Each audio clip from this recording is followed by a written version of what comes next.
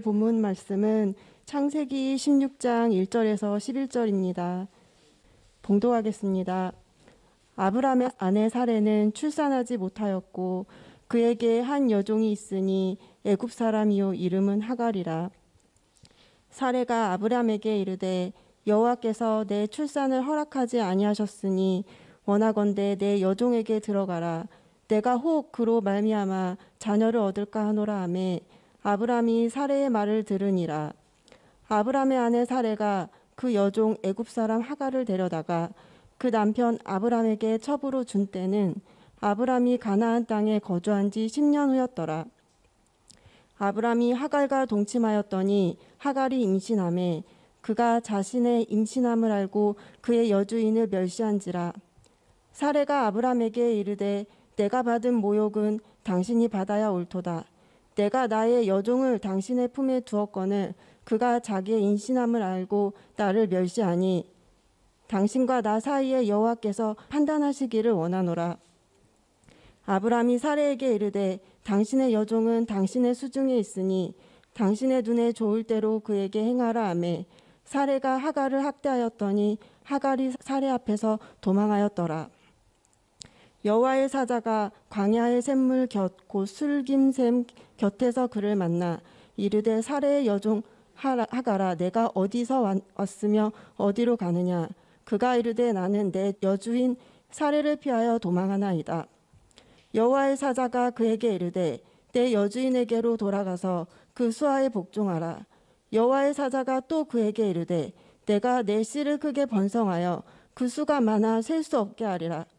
여호와의 사자가 또 그에게 이르되 내가 임신하였은즉 아들을 낳으리니 그 이름을 이스마엘이라 하라. 이는 여호와께서 내 고통을 들으셨음이라. 아멘.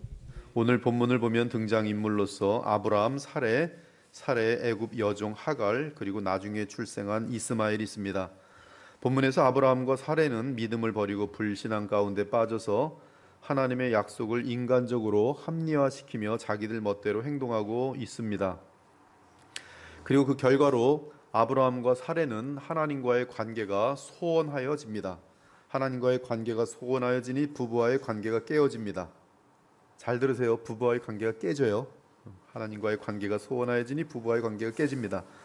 이웃과의 관계에 또 깨어짐을 보게 됩니다. 그리고 마지막으로 불신앙의 열매를 거두게 됩니다. 사랑하는 여러분, 오늘 사건은 작은 사건이 아닙니다.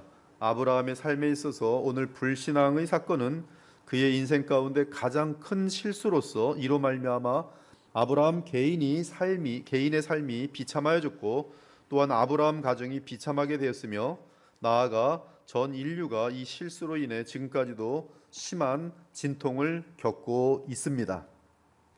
믿음의 자녀인 한 사람이 하나님의 음성을 따르지 않고 자기 멋대로 신앙을 합리화하여 불신앙으로 행할 때 그 결과로 빚어진 죄악의 열매들은 그 열매들을 온 인류가 먹게 되는 것입니다.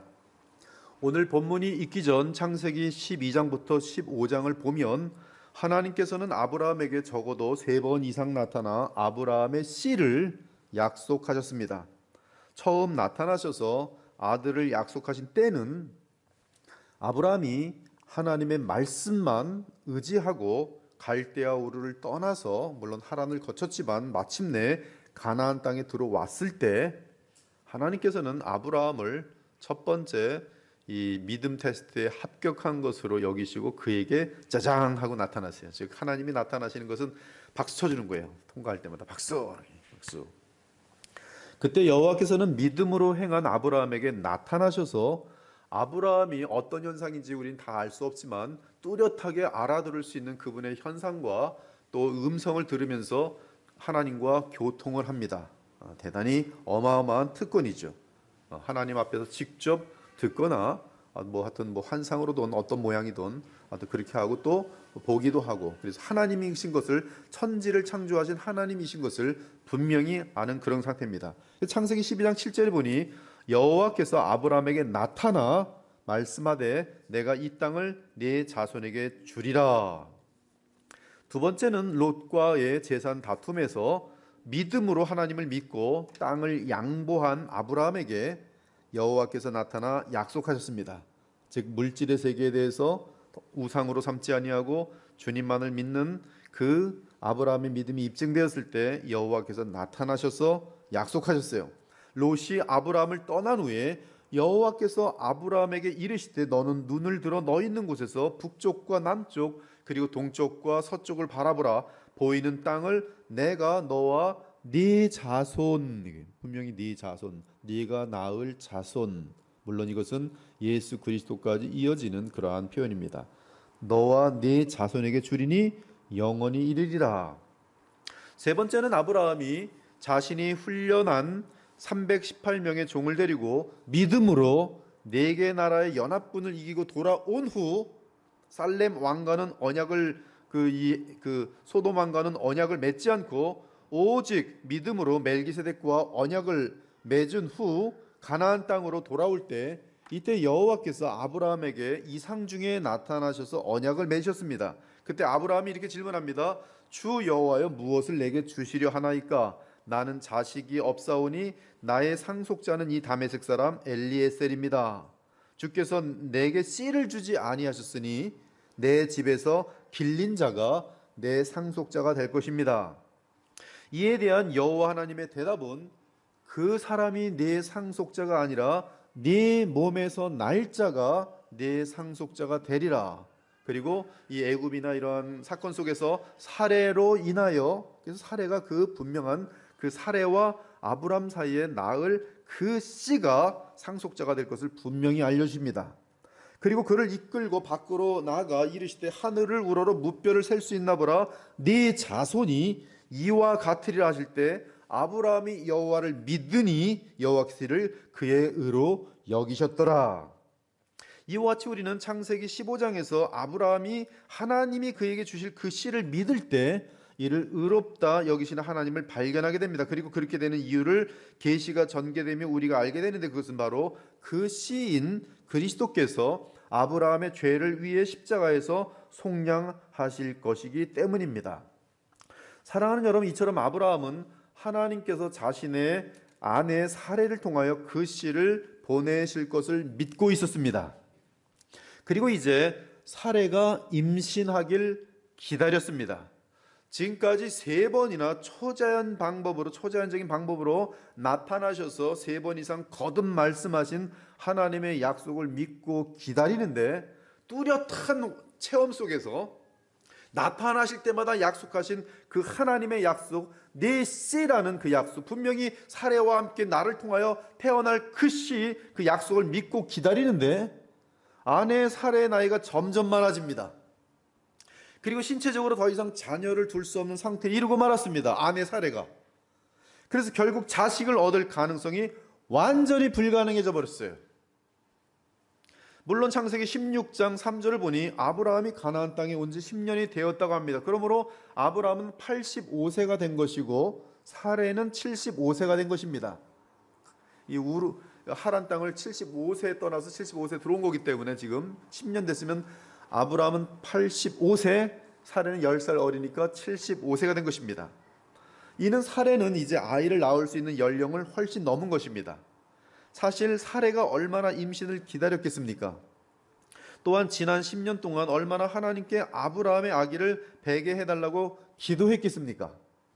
특히 그 당시 히브리인들에게 있어서는 여인이 만일 아이를 전혀 갖지 못하면, 한 명도 없으면 단순한 신체적인 결함으로 보기보다 하나님께로부터 저주를 받은 사람으로 보는 경향이 짙었습니다. 그렇기 때문에 사레는 상당히 초조했어요. 아무도 없이 인생을 마감할 때 저 여자는 하나님으로부터 저주를 받은 사람이구나는 평이 날 정도가 되는 상황이 돼버린 거예요. 지금 경수가 다 끊어진 상태이기 때문에. 결국 75세까지도 아이가 생기지 않으니 사레의 마음속에 불신앙의 꾀가 났습니다. 우린 서로 인간들인지라 사레의 그를 이해를 할 수가 있어요. 그러나 그렇게 되면 안 됩니다. 그것이 바로 불신앙이에요. 사레가 생각합니다. 하나님께서 우리에게 주시기로 한 그 아들은 반드시 아브람과 나를 통해서 주시려는 것이 아니라 나의 여종 하갈을 통해서 이루실 수도 있겠구나. 이걸 그럼 내가 도와줘야겠구나. 마음을 비우고 난 참 마음이 착한 사람이야.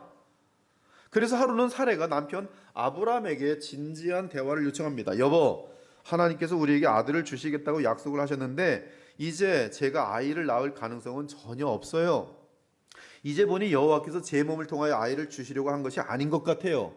그래서 그런데 내 몸종 하갈이 있지 않습니까? 제가 그 하갈을 당신께 드릴 테니 하갈을 통해서 하나님이 약속하신 그 아들을 얻어냅시다. 옛날 한국 사회에도 씨바지 제도가 있었는데요. 그 씨바지 제도는 본 부인의 허락하에 남편이 다른 여자에게서 아이를 낳아오는 것입니다. 그 여자가 씨바지예요. 아브라함 당시에도 중동 지역에 그러한 관습이 있었습니다. 사랑하는 여러분, 신자는 하나님을 향한 믿음을 잃는 그 순간부터 자신의 꾀와 세상 방법을 동원하기 시작합니다. 세상 사람들이 하는 대로 따라합니다. 그리고 자신의 약점에 대하여 하나님께 뒤집어 씌웁니다. 여호와께서 내 출산을 허락하지 아니하셨으니, 이 사례의 말 한마디는 섭섭함이 담겨 있고, 그리고 내가 지금 이렇게 당신에게 제안을 하는 이유는 여호와께서 아직도 나에게 출산시키지 아니하셨으니, 이게 담겨 있어요. 또한 자신의 불신앙의 행위에 대한 타당성을 찾기 위해서 하나님을 핑계합니다. 하나님 때문에, 하나님께서 허락하지 않으셨으니 그러므로 나는 이렇게 행동할 수밖에 없어 라고 하며 하나님께 책임을 전가하고 있는 사례를 볼 수 있습니다.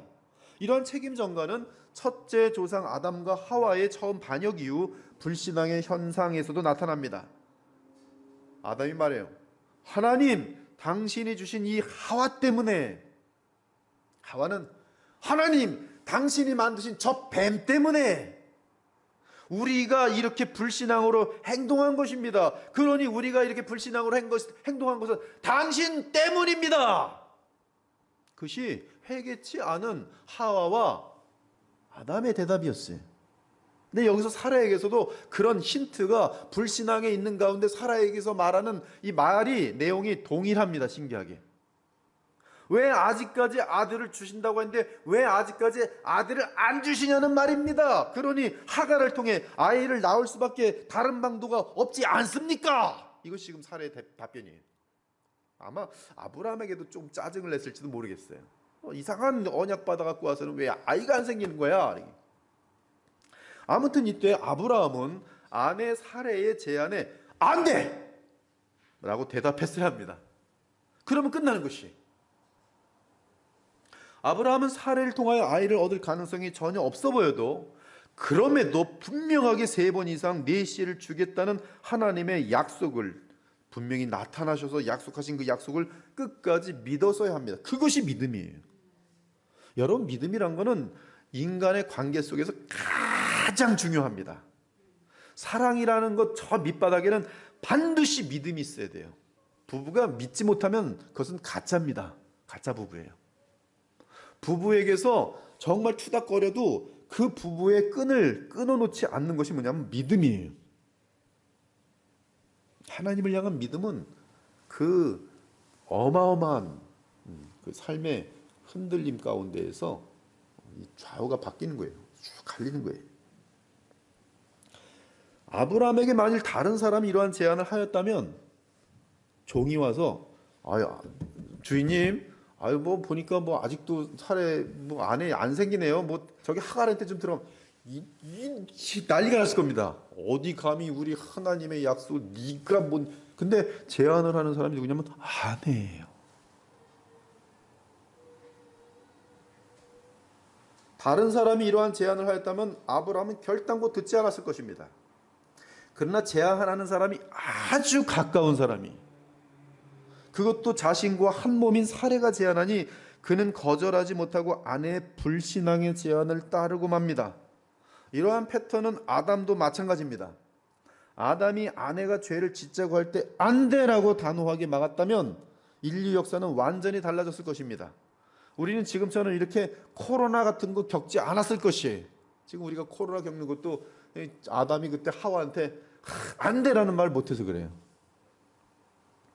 그러므로 언제나 가까운 사람의 불신앙적인 제안을 주의하기 바랍니다. 가까운 사람, 엄마, 아이들, 얼마든지 거기서 불신앙이 나와요. 남편, 오늘 뭐 교회 가지 말고 딴 데 한번 가자. 뭐 우리도 다 사람인데. 그러고서 한번 무너지면 다 계속 무너지게 돼 있어요. 그 제안이 하나님의 뜻과 어울리는지 상충되는지 따져보기 바랍니다. 그리고 신앙 양심에 걸리면 단호하게 싫습니다. 듣지 않으렵니다. 안 되라고 대답하면 되는 것이. 그런데 친하니까 여기 지금 뭐 신천지 뭐 저기 감추고 막 커피 사주고 밤 여러 번 한 10번 만났어요. 신뢰가 쌓였어요. 우리 같이 여기 성경 공부인데 맞아. 교회에서 다른 데 가지 말랐네. 뭐 그런 게 어디 있어. 여기 되게 재밌어. 그리고 이제 가는 거예요. 거기 가는데 자기는 몰라요. 신천지인지. 동일한 방법이 항상 찝찝한데 안 돼 그랬으면 끝나는데 그 안 돼라는 말을 못하네. 왜? 인정 같은 것들 밥같이 몇 번 먹은 거 그것 때문에 그리고 인생을 망치는 것이. 불행하게도 오늘 본문에서 아브라함은 하나님의 약속을 순수하게 믿는 대신에 아내 사레의 불신앙의 제안을 받아들입니다. 그리고 사레의 몸종 하갈과 동침하고 그녀를 첩으로 삼게 됩니다. 그때 아브라함이 85세, 사레가 75세 때였습니다.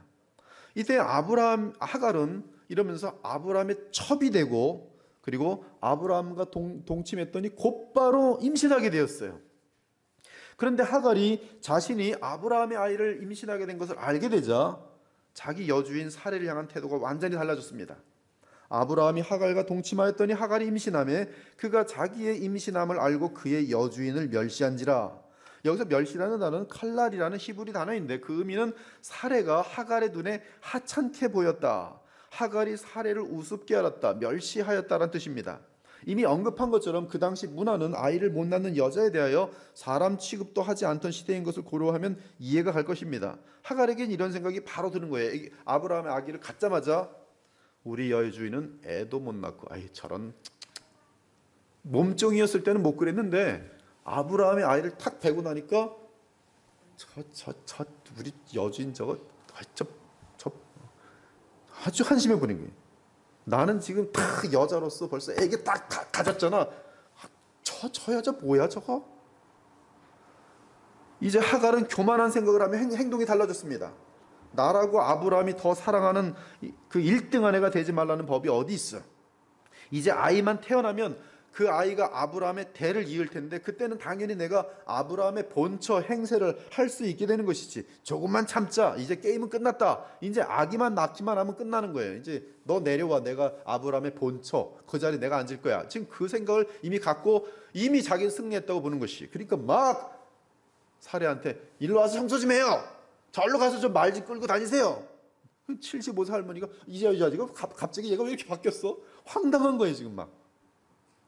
그러면서 하갈은 아주 교만해진 것입니다. 그래서 큰 마님 행세를 하기 시작합니다. 대답하는 톤이 바뀝니다. 몸 움직임이 달라져요. 바뀌죠 당연히. 자기가 큰 마님이라 생각하고 갑자기 사례는 이거 쫓아내야 되니까. 사례는 하갈이 이렇게 나올 줄은 상상도 못했습니다. 사랑하는 여러분, 하나님의 뜻보다 인간적인 꾀와 방법을 동원할 때 언제나 자신이 생각지 않던 일들이 발생합니다. 그 일들은 비참해요. 지금 아브라함의 가정의 사태를 잘 생각해 보기 바랍니다. 아브라함 한 남자를 둘러싼 두 여인의 삼각관계가 되어버렸어요. 그리고 시간이 흐를수록 사태는 점점 심각해지도록 구조가 되어 있습니다.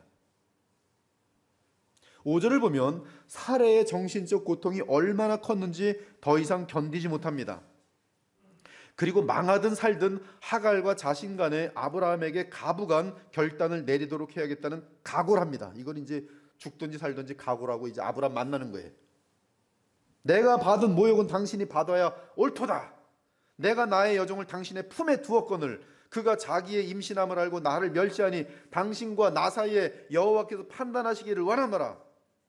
지금 이 장면은 성경 기록이 완고어를 사용해서 그렇지 지금 아브라함하고 사레가 뭐 하고 있는 거예요? 대판? 그거 하고 있는 거예요. 부부싸움을. 여기서 사레가 내가 받는 모욕이라고 하는데 여기 모욕이라는 히브리어 단어는 하마스인데요. 그 뜻은 견디기 힘든 굴욕을 당하다. 거칠게 대하는 그런 취급을 인간 취급도 못 받다 그런 뜻이. 즉 사레를 향한 하갈의 행동은 사레로 하여금 굴욕과 비참을 느끼게 하였던 것입니다. 그것이 점점 정도가 심각해지고 있었던 것이, 한편 그러한 하갈이 그러한 태도를 막 취하고 있을 때 아브라함은 어떻게 변했냐 하면, 사레가 볼 때 엎친 데 덮친 격으로 아브라함은 하갈이 아이를 배자 어떻게 됐겠어요? 여러분 어떻게 될 것 같아요? 아브라함이 얘가 아이를 뱄네, 나 도망가지 될 것 같아요? 아이를 뱄어. 눈이 이 얼굴도 이게 작지. 하갈을 보면서 아이를 뱄어. 저기서 누가 봐요? 사레가 저 남자가 뻔한 얘기예요. 지금 자녀가 없던 아브라함 86세에 자기 아들을 갖게 되었으니, 86세 얼마나 하갈이 고맙고 기특했겠어요. 그리고 속으로도 저 사례는 못했는데 이 하갈은 금방 애도 낳아주네. 아무튼 아이러니한 것은 사실 모든 것은 사례 자신이 계획하고 시킨 행동이라는 것입니다. 사례가 시킨 거예요. 맨 처음에 야 여정 너 하갈 들어가야 돼요. 저 좀 그런데요. 어떻게 제가 몸쪽인데 뭐 여주인님의 주인님께로 들어가란 말입니까? 그렇게 안 하면 안 돼요. 다른 방법 없어요. 분명히 그랬을 거예요. 들어가. 이 모든 것은 사례 자신이 계획하고 시킨 행동이라는 것이, 그리고 아브라함도 마찬가지로 단지 사례가 시키는 대로 한 것입니다. 그래? 하나님께서 나한테 분명히 당신 통해서 씨를 주신다고 했는데 글쎄 그래야 될까? 들어가요. 그냥 그렇게 하는 게 맞아요. 그래? 들어가? 그런데 아브라함은 하갈을 너무 이뻐하고 소중히 여기며, 한편 하갈은 여주인 사례를 거칠게 대하고 인간 취급도 당하니 결국 사례는 극한 굴욕과 비참함을 느끼다가 견디지 못해 또 아브라함에게도 마찬가지고 드디어 아브라함 앞에서 폭발한 거예요. 그래서 아브라함을 만나 단판을 짓고 있는 장면입니다. 그러나 사실 이 순간이 얼마나 위험한 순간입니까? 만에 하나라도 아브라함이 하갈을 본처럼 삼아버리면 모든 것이 끝나는 것이. 그래? 잘 됐다. 가! 난 하갈이 지금 좋아. 딱 끝나는 거예요. 아무튼 얼마나 견디기 힘들었으면 아브라함과 한판 붙었을까요? 비참한 사례가 말합니다.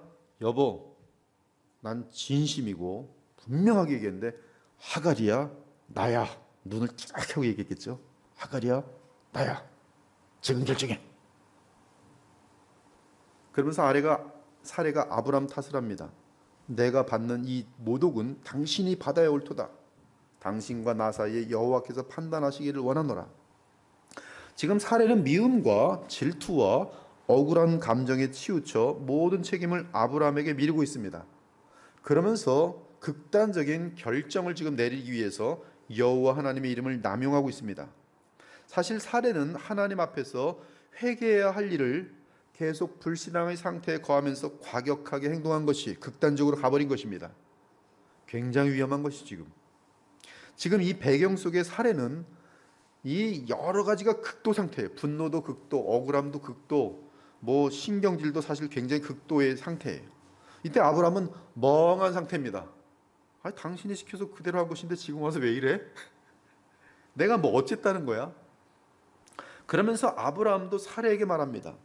아무래도 아브라함은 하갈보다는 사례를 사랑했기 때문에 사례를 놓칠 수 없었습니다. 어떤 사례입니까? 정말 사랑했어요. 아무리 하갈이 좋은 아이를 낳아준다 할지라도 내가 사례를 버릴 수는 없는 거예요. 그래서 아브라함이 그 얘기를 잘 듣고 당신이 알아서 해. 당신이 알아서 해. 그게 답이었어요. 당신이 알아서 해. 그 말이 6절입니다. 당신의 여종은 당신의 수중에 있으니 당신의 눈에 좋을 대로 그하게 행하라. 그리고 아브라함이 이러한 결정을 내린 순간 임신한 하갈은 순식간에 버림을 받게 됩니다. 즉 아브라함의 아들을 임신한 하갈이 순간적으로 첩의 자리에서 다시 천한 몸종의 자리로 격화되어 버립니다. 사실 이 조치는 여인 하갈에게 있어서는 가장 비참하고 가장 모독스럽고, 그리고 하갈의 꿈이 산산조각이 나는 조치였어요. 얼마나 꿈에 부풀었습니까? 몸종, 몸종이면 그냥 종이란 말이에요. 여종, 그냥 노예 상태 속에서 정말 자기 인생 가운데서도 아브라함이라는 큰 대부와 영광스러운 사람하고 한번 그 번처로 살아본다는 꿈속에 이제 아이도 뵙고 그냥 너 이루 말할 수 없는 그냥 행복의 나래들을 쭉 피고 있었는데 하루아침에 그게 자자자장 하고 완전히 깨진 제로예요, 제로. 그리고 원위치로 딱 여종, 노예가 다시 돼버린 것이. 근데 이 모든 일이 사실 하갈의 의견이 단 한 번도 고려된 적이 없어요. 아브라함과 사레가 이랬다 저랬다 하고 다 결정내버린 것이. 한번 하갈의 입장이 되어보세요. 그렇게 자기를 아껴주며 좋아하며 반겨주던 아브라함에게 갑자기 버림받게 될 때 얼마나 비참하고 고통스러운 순간이었겠어요. 그럼에도 쓰라린 상처와 비통을 안고 아브라함의 결정을 받아들입니다. 다른 길이 없어요. 그리고 아브라함의 아이를 베어서 몸은 부어있는데 사레를 위하여 다시 몸종의 신분으로 돌아갑니다. 아브라함의 입장이 되어봅시다. 86세 이제 아기를 안겨줄 하갈이 얼마나 대견했겠습니까? 이 조금 있으면 태어날 텐데 얼마나 사랑스러웠겠습니까? 비록 첩이기는 하지만 자기 아내가 된 사람이요, 이제는 아브라함의 대를 이을 아들을 임신한 상태인데 그런 하갈을 볼 때 얼마나 마음이 힘들었겠어요. 얼마나 민망했겠어요. 가족인데 거기서 벗어나지 못했는데 하갈의 모든 땅바닥에 떨어지면서 그 얼굴이 새카맣게 변할 때 아브라함 그 다 보면서 엄청나게 찢어져요. 양심도 찢어지고 이게 뭐야 도대체, 이게 왜 이렇게 되는 거야 이게. 그냥 내가 살이 하나 잘라지고 뭐 그랬으면 오히려 괜찮아. 이거는 인간 같지도 않은 서로 이상한 모습들이 돼버린 거잖아. 지금 오해가 무한하게 생길 수밖에 없고 배신감, 사랑이 증오로 바뀔 수도 있는 그런 순간들이잖아요. 다 지금 얼마나 아브라함이 힘들겠어요. 그러나 사레의 눈치를 보느라 하갈의 근처도 가지 못합니다. 하갈에게 위로의 말 한마디 못해요. 지금 이 가정의 비통이 보입니까? 제가 이걸 정말 그 현실을 그대로 묘사하고 싶은 마음이 너무나 큰데 이걸 인간의 말로 다 할 수가 없어요. 그러나 딱 지금 제가 알려준 그 정도의 내용만 가지고서 딱 보면 같이 살고 있는데 이 셋 사이에서 그 고통, 심적인 고통이 얼마나 클지가 여러분 아마 좀 느낄 수가 있을 것이에요. 이 정도의 묘사에 의하면 지금 이 세 사람 모두 지독한 고민과 슬픔과 아픔과 절망과 배신과 낙심과 그것으로 가득 차 있습니다. 아무튼 이제 아브라함의 결정을 받아낸 사레는 지금까지 억울함을 다시 하갈에게 퍼붓습니다. 내가 너에게 큰 권위를 줬더니 그 권위를 사용해서 나를 그때 그렇게 나를 모독했어? 나한테 이런 일도 시켰어? 내가 다시 이제 주인 됐다. 또 이렇게 막 그냥 보복을 막 해고 있는. 뭐 드라마 같죠 지금? 목사님 이거 지금 성경 맞습니까? 학대를 하기 시작합니다. 사레가 하갈을. 방금 전까지 하갈이 여주인 사레를 천시하고 멸시하였는데 이제는 반대로 여주인 사레가 하갈을 학대합니다. 그러니 하갈이 얼마나 큰 충격 가운데 정신적 고통을 받았겠어요. 뱃속에 아기를 품은 직후부터 믿었던 남편 아브라함은 그녀를 배신한 후 더 이상 근처도 오지 않고 아무 위로 및 도움도 주지 못합니다. 그래서 결국 하갈은 혼자서 사레에게는 이루 말할 수 없는 학대당하죠. 아브라함은 저 멀리 있죠. 내 배는 아기가 발로 뻥뻥 차고 있죠. 그래서 극단의 결정을 내려요. 뭐예요? 도망친. 밤에 사레가 하갈을 학대하였더니 하갈이 사레 앞에서 도망하였더라. 어느 날 아침 아브라함이 하갈을 멀리서 바라보려고 어디 있을까 하갈이? 왜 없지? 하갈이 어디 있을까? 없어요. 사례 역시 뭐 일 좀 시켜야겠다. 없어요. 다 찾아봤 없어요. 아무도 도망친 거예요. 이때 아브라함과 사례의 심정이 어떻겠어요? 없어 하갈이. 없어요, 뭐. 서로 얼마나 민망했겠어요. 둘이 서로 얼마나 못마땅하면서 실망스럽겠어요. 아브라함이 속으로 했을 거예요. 아이, 저 살해자. 그 하가를 좀 제대로 좀 하지. 애도 뵙고 있는데 얼마나 학대했으면 도망쳤을까. 살해는 이거 어떻게 해야 되지? 정말 이상한 상태. 아무튼 많은 눈물을 흘리며 무작정 도망 나온 하갈, 어디로 가야 할지도 모르면서 현재 당하는 학대와 억울함이 너무 심하여 아브라함의 집을 떠난 것이 찢어지고 상한 심령입니다. 무작정 도망쳤으니 굶어 죽을지도 모르는 상황입니다. 그녀의 감정은 복잡합니다. 분노가 일기도 하고 두렵기도 하고 섭섭하기도 하고, 그런 와중에 아브라함에게 섭섭하기도 하지만 아브라함의 사랑도 그립습니다. 소망을 가졌을 때 기쁨도 기억납니다. 그저 나오는 것은 한없는 눈물입니다. 하갈에게서는 집을 나오는 그 순간부터 단 한 번도 눈물이 멈춰진 적이 없어요. 계속 흐릅니다. 아마 뱃속에 아기만 없더라면 자살하고 죽고 싶었을 거예요. 정확하게. 뱃속의 아기는 벌써 엄마를 배로 걷어찹니다.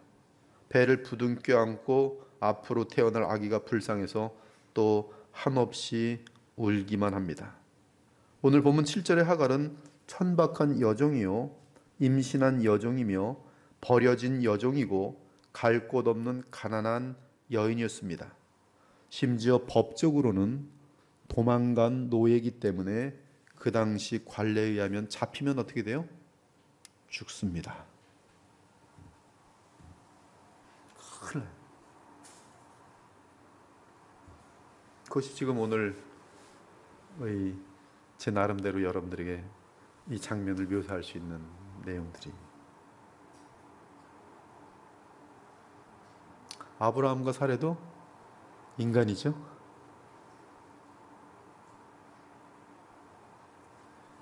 그런데 하나님께서 하갈을 만나 주십니다. 술이라는 곳으로 가는 길상에 있는 우물에서 하갈을 만나 주십니다. 하갈이 술이라는 곳으로 가는 이유는 그곳에 가면 애굽으로 가는 큰 길이 있기 때문입니다. 즉 하갈은 자신의 나라 애굽으로 돌아가고 있었던 것이, 여호와께서 하갈을 만나 말씀하셨습니다. 사실 7절, 9절, 10절, 11절을 보면 여호와의 사자라고 되어 있는데 13절을 보면 그분은 다름 아닌 여호와 하나님이신 것을 알 수 있습니다. 즉 성육신 하시기 전에 구약에 오시는 우리 주 예수 그리스도였습니다. 아무튼 여호와께서 천사의 형상으로 나타나 하갈을 만나십니다. 사레의 여종 하갈아, 네가 어디서 왔으며 어디로 가느냐? 그러자 하갈이 대답합니다. 나는 내 여주인 사레를 피하여 도망하는 중입니다. 여호와의 사자가 직접 말씀합니다. 내 여주인에게로 돌아가서 그 수하에 복종하라. 그리고 하갈을 축복하십니다. 내가 네 씨를 크게 번성하도록 하겠다. 네가 아들을 낳을 것이다. 그 이름을 이스마엘이라 하라. 이는 여호와께서 네 고통을 들으셨음이니라. 네 아들 이스마엘은 들나귀같이 왕성하고 강한 나라가 될 것이다. 동방에서 살며 모든 사람과 나라들을 대적하는 힘 있는 나라가 될 것이다. 그러자 하갈은 여호와를 만나 복의 약속을 받고는 가장 큰 위로를 얻게 됩니다. 그리고 하갈은 자신이 만난 분이 살아계신 참 하나님, 즉 아브라함이 믿는 여호와 하나님인 것을 깨닫게 됩니다. 내가 그 하나님을 만난 것이구나. 그래서 그 하나님의 이름을 나를 살피시는 하나님이라 하고, 내가 어떻게 여기서 나를 살피시는 하나님을 배웠는고라고 하며 그 샘을 부엘라헤로라고 불렀습니다. 즉 그 샘 이름을 나를 살피시는 하나님을 만난 우물이라는 이름으로 부르게 된 것이. 그리고 하갈은 사레에게로 돌아갑니다. 하갈은 사레에게 여호와 하나님을 만났고 그분이 돌아가라고 해서 돌아왔다고 말합니다. 그 사건을 들은 사레도 마음이 누그러져서 미안한 마음은 가득한 가운데 더 이상 하갈을 학대하지 않게 됩니다. 그리고 때가 되어 하갈이 아브라함에게 아들을 낳아 주었습니다. 아브라함은 하갈이 낳은 그 아들을 이스마엘이라 불렀습니다. 이는 하갈이 하나님을 만났을 때 받은 아들 이름을 따라 그대로 지은 것입니다. 그리고 하갈이 아브라함에게 이스마엘을 낳아 주었는데 그때 아브라함은 86세였습니다. 사랑하는 여러분, 우리는 오늘 본문에서 세 가지 교훈만 얻도록 하겠습니다. 첫째는 아브라함과 사레의 불신앙의 결정들에서 교훈을 얻습니다. 창세기 21장을 보면 마침내 이스마엘이 태어난 지 14년 후에 하나님께서는 아브라함에게 그에게 여러 차례 약속하셨던 아들 이삭을 줍니다. 그런데 이스마엘과 이삭 사이에 심각한 갈등 관계가 시작됩니다. 이 사건을 시작으로 하여 이삭의 계통과 이스마엘의 계통은 민족적 싸움으로 발전되고 지금까지 거의 4,000년 동안 진행되어 왔습니다. 지금 중동 사태요. 날마다. 정확하게 이슬람 사람들, 아랍 계통이 이스마엘. 그들은 이스마엘이 머리입니다. 아랍, 이슬람. 그리고 유다, 유대인들. 그 머리는 누구냐면 이삭이에요. 우리는 영적인 그리스도의 영적인 하나님의 영원한 작정 속에 있는 아브라함의 자녀들이 혈통이 아니고. 아무튼 이스라엘과 아랍 사이의 그 복잡하고 미묘한 싸움의 역사가 바로 오늘 본문의 아브라함과 사라의 불신앙 때문에 세운 거예요. 이것이 시입니다. 정확하게. 본문에서 불신앙의 결과를 보면 불신앙의 불신은 먼저 부부 사이의 고통으로 이어졌고 그 다음에는 자녀들까지 연결되는 고통으로 이어지더니 나아가 이웃과 나라로 그리고 끝없는 민족 간의 분쟁으로 확대된 것을 발견할 수 있습니다.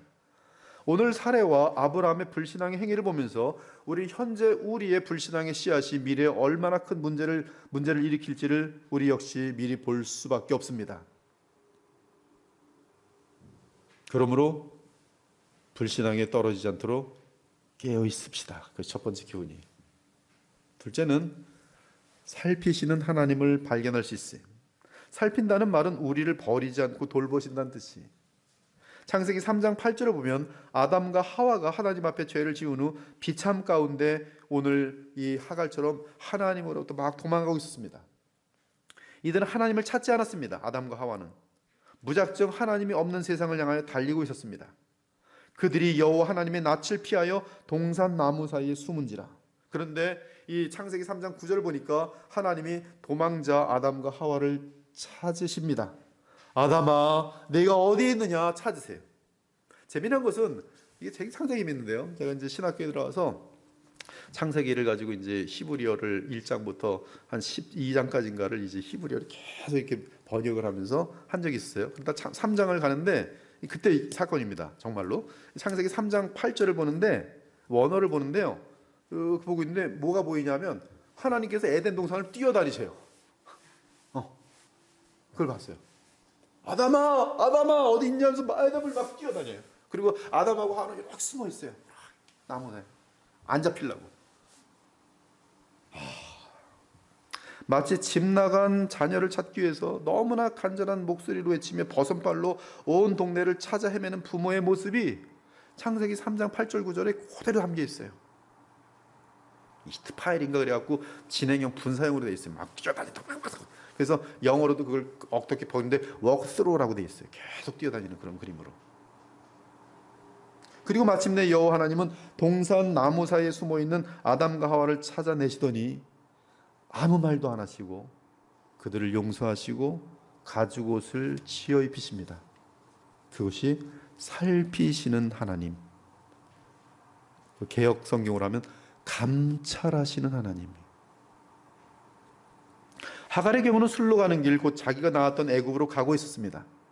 그러나 이때 찾아오신 하나님, 그리고 찾아오셔서 애굽으로 가지 못하게 하시고 다시 새로운 시작을 할 수 있도록 힘과 용기를 주신 하나님. 본문 7절을 보면 여호와의 사자가 광야의 샘물 곁 곧 술길 샘 곁에서 그를 만나라고 되어 있는데 미천한 사람이요 불초한 사람이며 아무도 알아주지 않는 사람 하갈을 하나님이 마차라고 되어 있어요. 그를 만나 마차 즉 찾아 헤매시다 결국 찾아내셔서 그리고 물으십니다. 네가 어디서 왔으며 어디로 가느냐. 이는 무작정 정처 없이 고난과 학대를 피하여 눈물과 외로움과 억울함으로 달리는 인생을 향하여 이 신약에서도 보면은 예수께서 그 광인을 만나느라고 그 갈릴리 바다를 건너세요. 그리고 다시 광인 하나 고쳐내시고 다시 돌아오는데 예수께서 광인을 만나 무덤교 사이로 달리는 그 광인 있잖아요. 어마하게 힘세가고 막 뭐 줄 끊고 막 그 보면은 그 폭랑이 중간에 모으는데 끝까지 가세요. 왜? 가서 하고 돌아오신 건 광인 하나 고치고 돌아오세요. 지금 하나님께서도 하갈을 찾아내셔갖고 지금 말씀하고 있어요. 그리고 그를 살려내세요. 사랑하는 여러분, 우리 좋으신 하나님은 여러분을 지금까지 살피우셨어요. 그래서 여러분들이 지금 여기 있어요.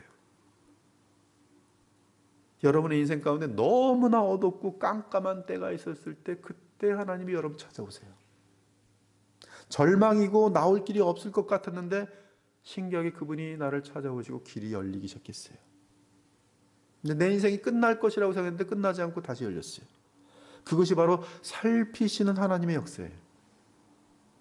나의 신음하는 음성을 들으시고, 어떤 신자는, 어떤 성도는 나중에 너무 힘드니까 저기 계속 블로그에다 글을 써요. 사람들이 보든 말든 하나님 살려주세요. 하나님 살려주세요. 너무 힘들고 죽고 싶어요. 살려주세요. 길이 없는 거예요. 완전 절망이에요. 근데 하나님, 살피신 하나님이 찾아오세요. 그래서 살아나요. 나의 신음소리 들으시고, 나의 탄식하는 억울한 기도를 드리고 찾아오셔서 만나주세요. 그래서 하갈이 하나님을 부릅니다. 내가 오늘 하나님을 배웠도다. 지금 이것은 글로 되어 있지만 이것은 하갈의 인생 속에 어마어마한 무한한 감정이 들어있는 것이에요. 하감, 할롬, 라이티, 아할레이, 로이.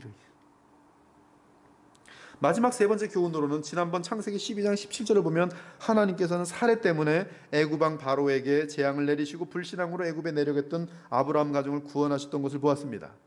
그때 하나님이 그렇게 하신 이유는 아브라함의 아내 사례는 약속의 메시아를 잉태할 약속의 여인이었기 때문에, 창세기 3장 15절에 그 여인의 그 씨가 이 뱀의 머리를 때리시는 바로 그 약속 속에 있는 그 여인이기 때문에 그래요.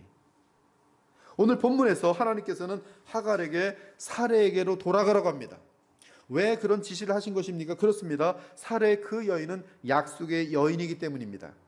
사례는 그 태에서 메시아가 나올 것이므로 그녀는 하나님의 복의 창구요 구원의 창구이기 때문입니다. 다른 말로 하면 사례에게로 돌아가라는 것은 궁극적으로 메시아에게 돌아가라는 뜻이, 그리스도에게로 돌아가라는 뜻이.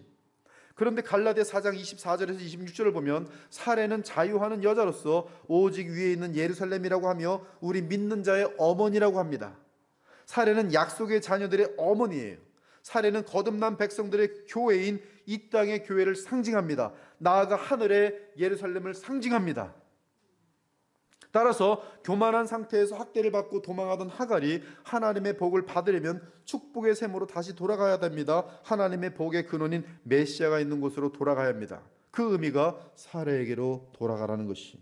돌아가려면 하갈은 자존심을 버려야 합니다. 하나님, 저 싫어요.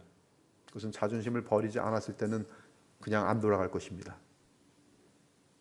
자존심. 아까도 왜 문제가 생겼어요? 사실 사례는 선한 뜻으로 사실 하갈에게 대했어요. 맨 처음에. 근데 하갈이 신분이 바뀌자 어떻게 됐어요? 교만해졌잖아요. 그 교만한 마음을 버려야 합니다. 어디서 자신의 인생에서 문제가 발생했는지 정확히 짚어내야 됩니다. 하갈의 문제는 입장 변화에 따른 교만이었어요.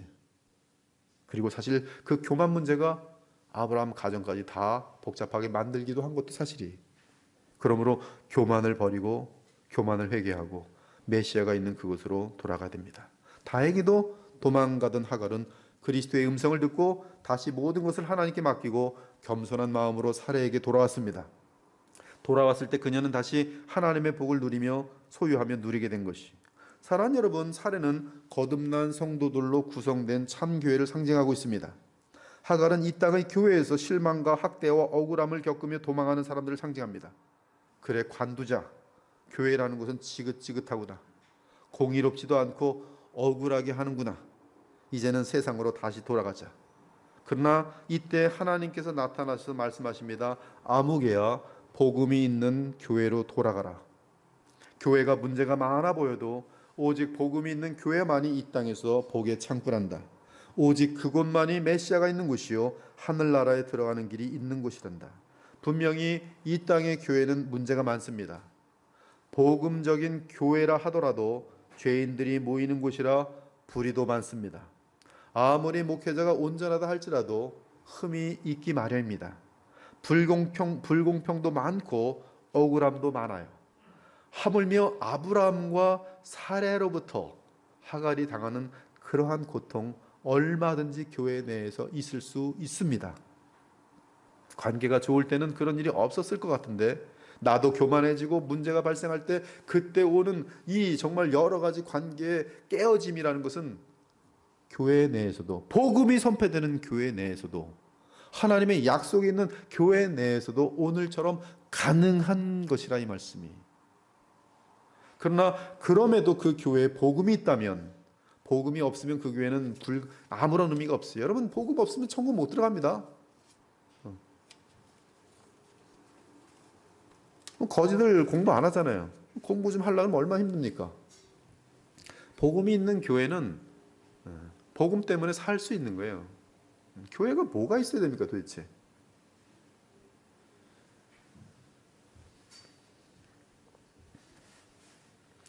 교회에 복음이 있다면 그곳에는 하나님의 영광이 있고 약속이 있고 축복이 있게 돌아가야 하는 것이, 하가라 사례에게 돌아가라, 그리고 그 수하에 복종하라. 주께서 그렇게 말씀하신 이유는 복음의 교회를 떠나는 것은 그 자체가 죽음을 향하는 위험에 처하는 것이기 때문입니다. 고린도전서 5장을 보면 아버지의 아내를 취하여 음행을 행한 자가 나옵니다. 이러한 죄악은 이방인 중에라도 없는 무서운 죄라고 지적하고 있습니다. 그래서 바울은 그 음행한 자를 교회에서 내어 쫓으라, 물리치라고 지시합니다. 즉 출교의 권징을 지시합니다.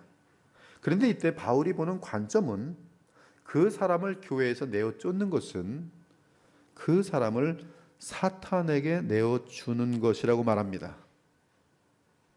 그런데 더불어 뭐까지 말하냐면, 바울은 사탄에게 내어주게 되면 그 사람이 택자라면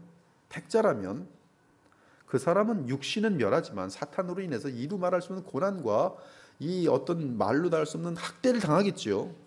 육신은 멸하지만 그 영은 그 가운데에서 이제 주님을 바라보면서 회개하겠죠. 그 영은 주 예수의 날에 구원을 받게 하려 함이라 말하고 있어요. 이 뜻은 어떤 성도라고 하는 자가 만일 교회의 테두리를 벗어나면 사탄이 당장 달려와서 그 사람을 멸할 수 있다는 뜻입니다. 잘 들으셔야 돼요. 성도가 아니면, 그 교회를 떠나면, 복음 있는 교회를 떠나면 아무 일도 발생하지 않습니다. 근데 성도에게는 발생하도록 되어 있어요. 왜? 회개하고 돌아와야 되기 때문에. 근데 그때 그 일이 발생하는 일이 뭐냐면 사탄에게 내어 맡겨지는 일이에요. 그 교회를 떠나는 순간에. 과거 전쟁 시에 각 나라는 전쟁 포로들에게 무서운 행동들을 하였는데요. 여러분, 그런 개념이에요. 우리가 상상을 초월합니다. 전쟁이 일어났을 때 포로로 잡히면 이쪽에서 이 승리한 팀에서 포로에게 하는 것은, 이거 역사 속에 기록된 것들은 우리가 조금도 묘사할 수 없어요. 너무 무서워서 별짓 다 합니다. 그래서 이 아낙네들, 여자 같은 경우도 포로로 잡히면 그래서 아주 무서운 일이 발생하는 거예요. 너무 상상을 초월하는 일들이 발생하는 거예요. 마귀가 하나님의 자녀 가만두지 않아요. 이 자기의 테두리에서 벗어나면, 그거 여러분 그 동물의 왕국 같은 데 보면은 뭐 소들도 마찬가지예요. 물이 있을 때는 사자가 어떻게 못하는데 하나 딱 떨어지면 그건 완전 관역입니다. 팍 쫓아가서 탁 물어갖고 목 팍 갖고 흔들어대는 거예요. 그래갖고 뭐 물소들도 그래도 지 새끼라 어떻게 살려보려고 막 와서 막 공격도 하지만, 뭐 사자가 뭐 같이 견딜 때 그 고통이 그 고통, 정확하게 그 고통입니다. 여러분이 교회의 테두리를 벗어난다는 것이 얼마나 무서운 것인데요. 한 주 복음의 말씀을 안 듣고도 잘 살아요? 그 사람은 복음 없이도 살 수 있는 사람이기 때문에 택자가 아닙니다. 지옥에 떨어질 사람이에요. 그러나 택자라면 돌아올 수밖에 없도록 사탄에게 내어준 바 되는 것이, 물론 그 영혼까지 지옥으로 던지지는 못하지만 사탄이 그 성도의 보고막이 사라졌으니 사탄은 신이 나서 그 하나님의 자녀에게 최고의 피해를 준다는 말씀이, 이러한 원리를 모르고 함부로 교회가 말이야 뭐가 안 맞아 훅 터놓아 나와서 거기 바로 마귀에 잡히는 거예요. 그 순간에. 그러므로 참 교회의 테두리를 벗어나 자기 멋대로 사는 그리스도인들은 하갈처럼 사례를 떠난 자들입니다. 그리고 영적으로 볼 때는 매우 위험한 상황에 처해 있는 것이, 참 교회의 보호함에서 벗어난다는 상태는 공중권세 잡은 자 사탄과 그의 악령들에게 노출된 상태와 마찬가지입니다. 사랑하는 여러분, 복음이 있는 교회를 우습게 여기지 마십시오. 뭐 교회가 뭐 탁구 치는 곳입니까? 교회가 기타 치는 곳입니까? 교회가 무슨 내 흥분하는 곳입니까? 교회가 도대체 방언하는 곳입니까? 교회가 행사하는 곳입니까? 교회가 뭐 하는 곳입니까 도대체? 그 이단들도 다 해요. 그냥 이단들 다녀도 되고 아무데나 그냥 다녀도 돼요. 교회라고 차려놓고 교회하면 되는 거예요. 복음이 있는 교회를 소중히 여길 줄 알아야 돼요. 그 볼 수 있는 사람들이 있어야 되는 것이에요. 이건 영원한 영생의 문제, 예수 그리스도를 닮을 수 있는지 없는지의 문제가 거기 갇혀 있는 거하고 없는 거하고 차이, 하늘과 땅 차이입니다. 한 사람은 교회를 다녀도 50년 다녔는데 아무런 변화가 없고 헌금도 내고 다 했는데 돌아보면 그냥 추억밖에 없어. 사람들과의 추억. 몰라요 아무것도. 그러나 복음의 교회는 내가 옛날에 어떤 사람인데 이렇게 바뀐 걸 보면서 하나님의 역사들을 알아요. 살아계신 하나님. 복음의 교회를 우습게 보시면 안 됩니다. 아무리 문제 있는 가정이라도 그 자녀들에게는 정상적인 가정이 필요한 것처럼, 아무리 열악한 나라라도 나라가 필요한 것처럼 하나님께서는 참 교회가 문제가 있더라도 복음이 있는 그 교회를 통하여 주의 백성의 영혼을 보호하신 줄 믿기 바랍니다. 교회 생활에는 수많은 어처구니 없는 비통한 일, 억울한 일, 말도 안 되는 일, 어떤 때는 왕따 당하는 일, 별일 다 할 수 있었어요. 오늘 아브라함과 사라의 가정처럼 말입니다. 하갈의 입장에서처럼 말입니다. 그러나 그 사라에게 축복의 약속이 있고 메시아가 있고 하나님의 구원이 있습니다. 마찬가지로 하나님께서는 이 땅의 복음적인 교회를 통하여 하늘의 생명수와 축복을 내리시는 것이, 그리고 그런 주의 교회가 많은 허물을 갖고 있다 할지라도 그럼에도 소중하고 영광스러운 이유는 바로 우리 주 예수께서 그 교회의 머리가 되셔서 친히 교회를 보호하고 양육하시기 때문에. 이 교회가 보면은 여기서 뭐 후짓고 싸우고 뭐 오해가 생기고 뭐 싫어하고 미워하고 일로 갔다 절로 갔다 하는데 머리에 누가 계세요? 예수 그리스도가 계세요. 그건 참교회예요. 참교회. 우리는 매주 이 교회는 우리 주 예수 그리스도의 교회라고 진심으로 고백합니다. 저는 이 교회의 심부름꾼일 뿐이에요. 진심입니다. 이 교회의 머리는 예수님이세요. 그리스도의 보혈교회는 예수님의 교회입니다. 여러분 그 어떤 사람의 교회도 아니에요. 창립 멤버들의 교회도 아니에요. 뭐 여기서 헌금 많이 내는 사람들의 교회도 아니에요. 앞으로 사회에 영향력을 끼치고 있는 사람이 들어와도 그 사람의 교회가 될 수 없어요. 이 교회는 우리가 선포하는 대로 예수 그리스도의 교회. 그럼에도 불구하고 내부적으로 무슨 일이 생길 수 있어요? 오늘 아브라함과 사레와 하갈 같은 사건이 계속 발생할 수 있어요. 그래서 떠나요? 가서 어디 갈 거예요? 애굽으로 갈 거예요? 그게 답이에요. 애굽으로 갈 거예요? 여호와께서 자비하셔서 나타나셔서 너 그것은 망조다. 사레에게로 돌아가라.